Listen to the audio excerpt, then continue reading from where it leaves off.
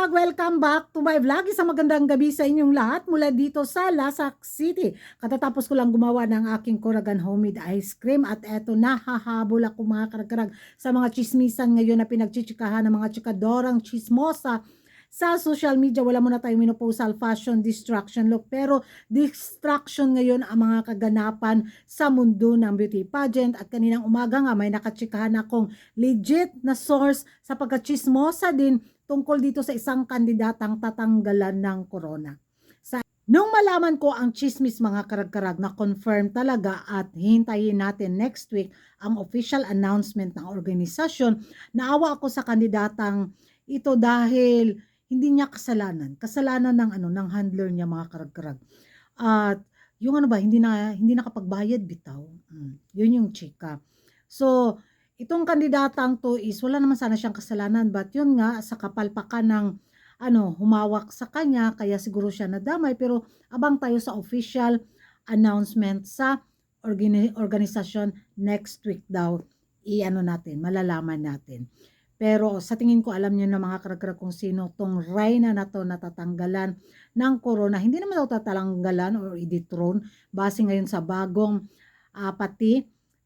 lang daw magre-resign, pero actually hindi talaga kasalanan ng kandidata kundi kasalanan ng handler niya. 'Di ba napaka-unfair naman, 'di ba? Pero 'yun nga, business is business, kaya nga.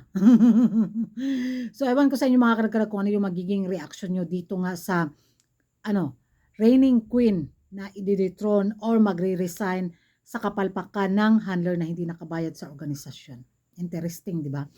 So, isa din sa mga pinag-uusapan, pinagchichikahan, mga karag-karag, itong Miss International pageant na kung saan, ayun na, sinugod na naman si Maring Estefan natin mga karag-karag sa kanyang latest na pasabog na wala nang pa-swimsuit sa Miss International. Hanas na mga beauty pageant lovers, sobrang boring na nga ng Miss International, tatanggalan pa ng pa-swimsuit at parang si Maring Estefan na ang may-ari ng Miss International Organization kasi bawat galaw, bawat kilos, bawat putak sa social media, siya talaga daw yung spokesperson bitaw. Dakilang active daw sa social media, kahit anong ingay daw yung gawin niya para bumango ang Miss International pageant, kaso hindi daw effective. Kasi wala, makaluma na pageant, tapos napaka-boring pa ng mga production, tapos tatanggalan pa ng swimsuit, gumaya daw sa Miss World si Maring Estefan. Bakit daw hindi niya kayang i-level up ang Miss International pageant? Para naman sa akin, sa sariling opinion ko lang, kasi bawat pageant, di ba, may kanya-kanyang branding. So, nakilala natin ang Miss International, yun sa pagiging demure, pagiging queenly, pagiging mahinhin.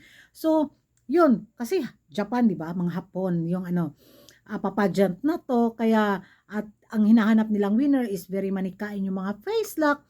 So, yung branding ng Miss International, so siguro yung pagtanggal nila dito sa pa-swimsuit sa Miss International, lalo daw bababa ang ratings ng Miss International pageant. At wag na lang daw umasta na may-ari si Maring Estefan sa Miss International Organization dahil gumulo at lumala at walang kakwentang-kwentang pageant na daw ang Miss International after daw maghimasok ni Maring Estefan. Yun yung mga hanas na mga beauty pageant lovers sa social media. So ewan ko sa inyo mga karag-karag kung ano yung magiging reaction ninyo.